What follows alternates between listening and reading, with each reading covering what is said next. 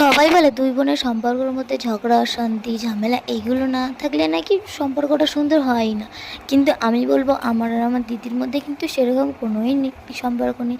ঝগড়া অশান্তি এগুলো কোনোটাই হয় না, বরঞ্চ আমি রাগের মাথায় অনেক সময় ওকে অনেক কিছু বলে দিই, আবার পরক্ষণে সেটা ঠিকও হয়ে যায়।